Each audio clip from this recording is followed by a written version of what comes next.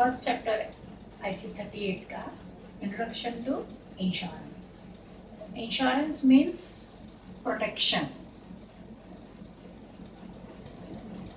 protection against asset which has some value. Insurance का मतलब है सिक्योरिटी. जिस एसेट, कोई भी एसेट को अगर कुछ वैल्यू होती है, फाइनेंशियल वैल्यू हो जाता है, तो उस एसेट को हम इंश्योरेंस दे सकते हैं. अब इंश्योरेंस का इंट्रोडक्शन या हिस्ट्री ऑफ इंश्योरेंस कहा जाता है फर्स्ट चैप्टर में. हिस्ट्री मीन्स इंश्योरेंस कब से इस वर्ल्ड में है. इस वर्ल्ड में 3000 BC से इंश्योरेंस एग्जिस्ट कर रहा है. वर्ड इंश्योरेंस मॉडर्न कंसेप्ट में आया, बट इसके पहले जहाँ पहले लोग हमारे फोर फादर्स वॉन्डरिंग करते थे, फिर वो सेटलिंग स्टार्ट किया. उन्होंने एक जगह पे सेटल होके अपना ऑक्यूपेशन सेलेक्ट किए. ऑक्यूपेशन सेलेक्ट करने के बाद जब उनकी एक कॉलोनी बनने लगी, तब एक दूसरे का हेल्प और म्यूचुअल हेल्प करते थे. मीन्स एक दूसरे की ज़रूरतें वो पूरा करते थे. उसे म्यूचुअल हेल्प कहा जाता है. वहाँ पे वो बार्टर सिस्टम के थ्रू चीज़ें की एक दूसरे की ज़रूरतें पूरे करते थे. वही चीज़ आगे चलकर इंश्योरेंस, म्यूचुअल हेल्प को ही आगे चलकर इंश्योरेंस नाम दिया गया. जब ये ट्रेडिंग बार्टर सिस्टम के थ्रू वो ट्रेड करते थे, बार्टर सिस्टम के थ्रू वे लोग अपनी एक दूसरे की ज़रूरतें पूरे करते थे. आगे ये बार्टर सिस्टम ही ट्रेडिंग का रूप लेने लगा. वो ट्रेडिंग करने बाहर जाने लगे लोग. अब ट्रेडिंग करने जब लोग बाहर जाते थे, तो उन्हें ट्रेडिंग के दौरान बहुत सारी दिक्कतें आती थी. जैसे तब उस जमाने में ट्रेडिंग करने के लिए सी रूट अवेलेबल था. Only available route was then sea. तो उस सी रूट अवेलेबल होने के कारण उस रूट में बहुत सारी दिक्कतें थी. जैसे डकैती, तूफान आना होने के कारण यहाँ पे लॉसेस रिपीटेडली होने लगे. तो ये चीज़ लोगों को ऐसा लगने लगा कि यहाँ इस चीज़ के लिए कुछ तो सोल्यूशन ढूंढना चाहिए हमें, जहाँ पे ये लॉस हम कवर कर सकें. तो उस समय लंदन में कॉफ़ी की ट्रेडिंग हुआ करती थी. तो लंदन के कुछ coffee traders Lloyd coffee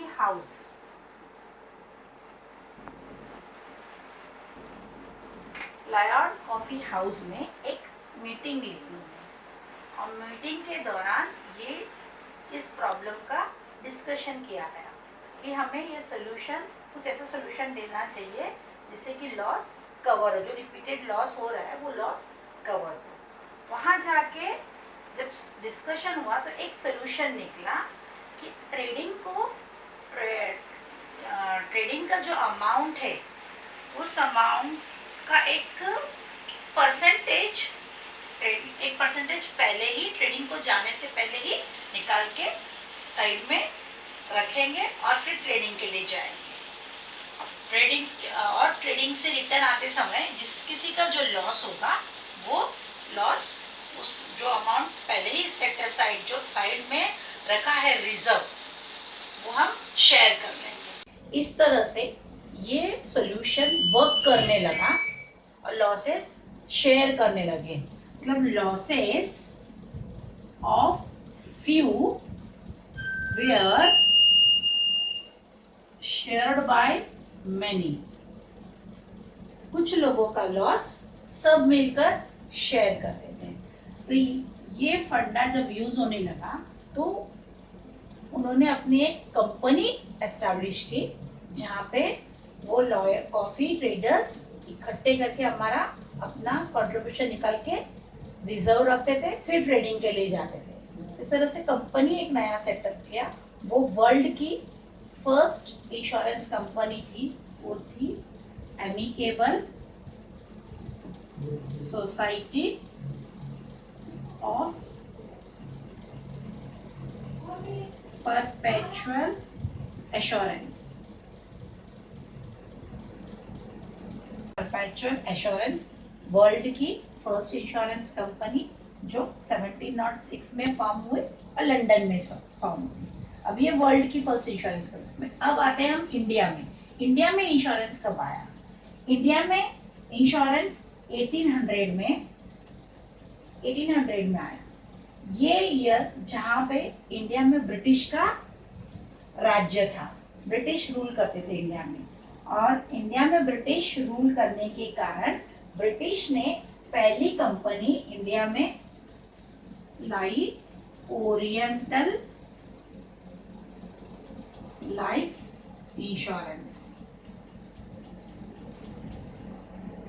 oriental life insurance company ये इंडिया में 1800 में फर्स्ट कंपनी है, वो ब्रिटिश की थी। लेकिन फिर आई ब्रिटिश की ट्रीटॉन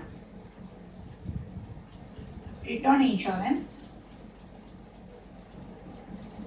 कंपनी लिमिटेड। ये नॉन लाइफ कंपनी थी, नॉन लाइफ का। ये भी ब्रिटिश की कंपनी थी लेकिन ये नॉन लाइफ कंपनी थी। ठीक है। अब जब ये ब्रिटिश की इंश्योरेंस कंपनी इंडिया में वर्क कर रही थी तो ब्रिटिश डिस्क्रिमिनेशन करते थे इंडियंस और फॉरेन ब्रिटिश के लोगों में। ये तो हमने हिस्ट्री में पढ़ा है। वैसे प्रीमियम चार्ज ज़्यादा लिया जाता था इंडियन से, क्लेम के वक्त भी बहुत भेदभाव करते थे। तब जब ये भेदभाव ज़्यादा होने लगा इंडिया में, तब इंडियन लोगों ने स्वदेशी मूवमेंट स्टार्ट की थी। स्वदेशी मूवमेंट में लोगों ने क्या किया था? सब हमारा खुद का इंडियन गुड्स वापरेंगे, ये नारा उनका, ये स्लोगन यूज कर रहे थे। उसी समय इंडियंस ने ये सोचा कि इंश्योरेंस कंपनी भी हमारा खुद का होना चाहिए, इंडियंस का।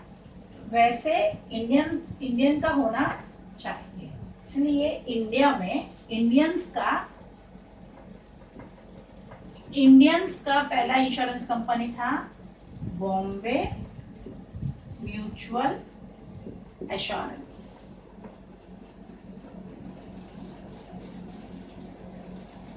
Assurance society limited. ये इंडियंस की पहली लाइफ की कंपनी थी, बॉम्बे म्यूचुअल एश्योरेंस सोसाइटी। और नॉन लाइफ में उन्होंने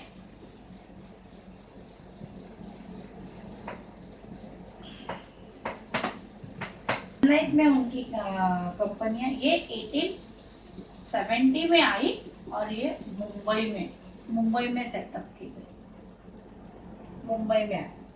अब नॉन लाइफ में उन्होंने national insurance company,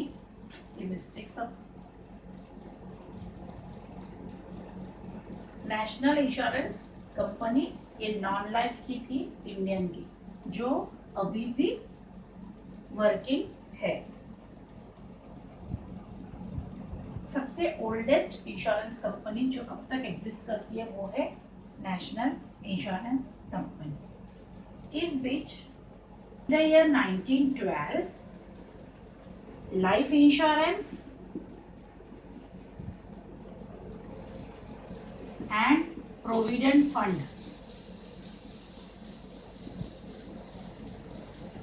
act pass हुई थी। प्रोविडेंट फंड एक्ट पास हुई थी, जो यहाँ पे गवर्नमेंट ने कंपलसरी प्रीमियम टेबल बनाया गया, एक प्रीमियम टेबल जो हर कंपनी को, हर इंश्योरेंस कंपनी को टेबल फॉलो आज भी एग्जिस्ट करता है। 1947 जब इंडिया को फ्रीडम मिला, अब जब इंडिया को फ्रीडम मिला तो ब्रिटिश चले गए इंडिया से, अपनी कंपनी बंद कर चले गए। अब इंडिया के पास तभी 170 insurance company and 75 provident fund की कंपनी थी, इतनी कंपनी थी। अब इसके आगे इंडिया के पास फंड्स नहीं थे ग्रो होने के लिए, सिवाय ये जो इंश्योरेंस कंपनी थी इनके पास ही रिजर्व पैसे पड़े थे। अब इंडिया ने तब सोचा, इंडियन गवर्नमेंट ने सोचा, अब हमें प्रोग्रेस करना है तो हमें ये जो कंपनी है, अलग अलग कंपनी है, इनसे अलग अलग लोन लेने के बजाय ये सारे इंश्योरेंस कंपनी को मर्ज कर देते हैं, नेशनलाइज कर देते हैं। तब हुआ nationalisation of insurance company.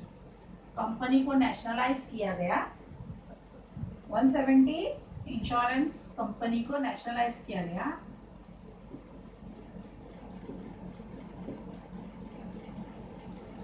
Of life insurance company,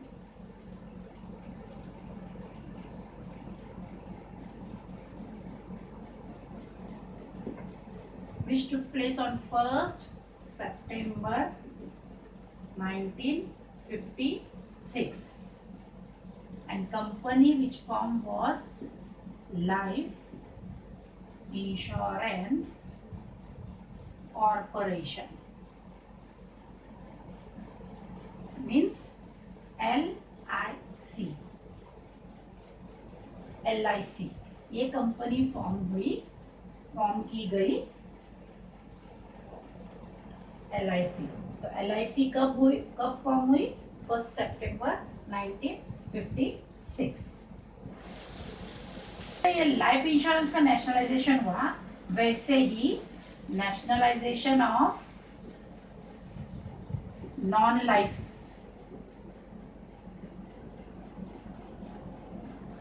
insurance भी हुआ। वो जिब्ना एक्ट के तहत हुआ 1972 में। ओके, 1972। अब आता है 1993। 1993 में मल्होत्रा कमेटी सेटअप की गई।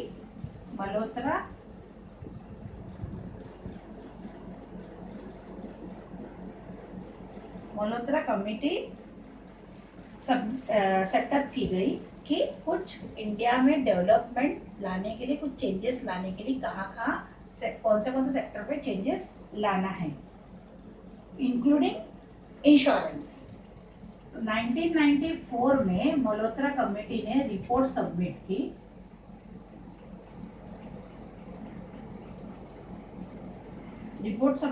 और उस रिपोर्ट में ऐसा बताया गया कि इंश्योरेंस जो लोगों के पास ऑलरेडी है वो फुल्ली सिक्योर्ड नहीं है लोगों के लिए, कहीं ना कहीं उनके नीड के हिसाब से इंश्योरेंस कवरेज नहीं मिलता है। तो यहाँ पे एक बड़ा चेंज लाना था, इसलिए 1997 में insurance regulatory authority was established।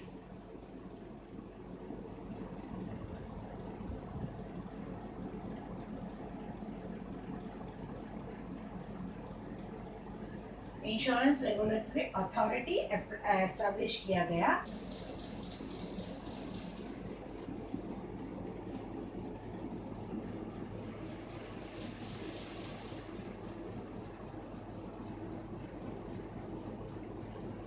Development act पास किया गया जिसके तहत फॉरेन नए इंश्योरेंस कंपनी की एंट्री की गई। इन अप्रैल 2000 IRDA फॉर्म किया गया। IRDA मतलब insurance regulatory development authority form की गई, और 2014 में इसको रीनेम किया गया IRDAI, मतलब insurance regulatory development authority of India. 2000 में 23 इंश्योरेंस कंपनी न्यूली आई +1 LIC जो ऑलरेडी एग्जिस्ट करती थी, मतलब टोटल 24 कंपनी इंश्योरेंस की थी जो IRDA के अंडर में रेगुलेट, मतलब ये रेगुलेटर है, रूल्स एंड रेगुलेशन IRDA के थ्रू दिया जाता है। जैसे बैंक का रेगुलेटर है RBI, वैसे ही इंश्योरेंस का रेगुलेटर है IRDA। अब हम इंश्योरेंस का डेफिनेशन करते हैं, इंश्योरेंस का डेफिनेशन जानते हैं। इंश्योरेंस का डेफिनेशन है as a process by which the losses of few who are unfortunate to suffer such losses are shared amongst those exposed to similar uncertain events. Suppose 100 लोगों ने insurance policy ली है, इसमें से 10 लोगों की डेथ हो गई। अब इनको जो बेनिफिट मिलेगा वो इन सब के कंट्रीब्यूशन जो लिया गया वहां से ही आएगा बेनिफिट। तो ये प्रूफ करता है कि losses of few are shared by many. Insurance का बेसिक प्रिंसिपल है, losses of few shared by many. Next आता है burden, primary burden and secondary burden. Burdens refers to losses, burdens refers to losses. अब losses के लिए हम insurance cover लेते हैं। तो बर्डन्स कितने टाइप के हैं? एक है प्राइमरी बर्डन और दूसरा है सेकेंडरी बर्डन। प्राइमरी बर्डन मतलब जहाँ पे एक्चुअल कैलकुलेट की जा सकती है अमाउंट, जो लॉस ऑफ अमाउंट है हम एक्चुअली कैलकुलेट कर सकते हैं, उसे प्राइमरी बर्डन कहते हैं। सेकेंडरी बर्डन मीन्स जहाँ पे हम एक्चुअल कैलकुलेट नहीं कर सकते, हमें एक अमाउंट रिजर्व में रखना पड़ता है जब वो एक्चुअल इवेंट हो और ये रिजर्व में से हम उसको यूज कर सके। ओके, नेक्स्ट आता है risk management techniques. Risk means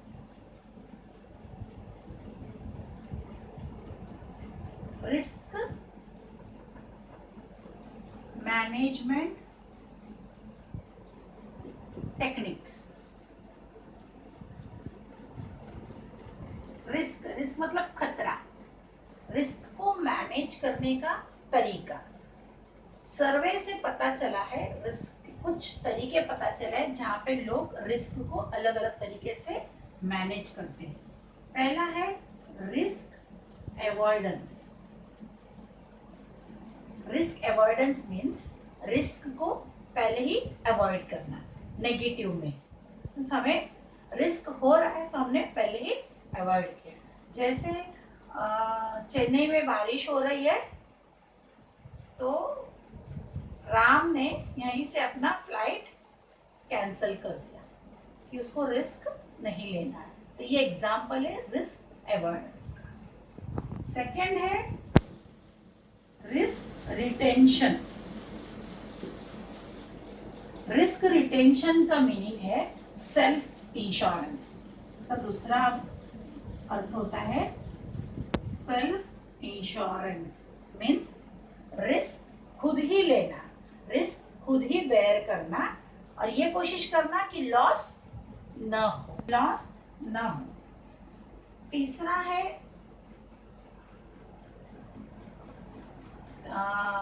है लॉस प्रिवेंशन। लॉस प्रिवेंशन भी कहते हैं या फिर इसे लॉस रिडक्शन भी कहते हैं। लॉस प्रिवेंशन और लॉस रिडक्शन मीन्स ये वो तरीका जहाँ जो यूज करने से लॉस या तो प्रिवेंट हो या फिर रिड्यूस हो। एग्जाम्पल, ऑफिस में फायर डिटेक्टर लगाना। ऑफिस में फायर डिटेक्टर लगाने से लॉस प्रिवेंट भी हो जाता है और लॉस रिडक्शन भी हो जाता है। तो ये रिस्क को मैनेज करने के तरीके। फोर्थ वन है loss risk transfer. Risk transfer means वो तरीका जहाँ पे हम रिस्क को ट्रांसफर कर देते, किसी और को हम अपना रिस्क दे देते हैं। बेस्ट एग्जांपल है इंश्योरेंस, जहाँ पे हम अपना रिस्क किसी और इंश्योरेंस कंपनी को कुछ प्रीमियम पे करके रिस्क भी ट्रांसफर कर देते हैं। तो ये सब है 4 तरीके रिस्क को मैनेज करने के। All in first chapter.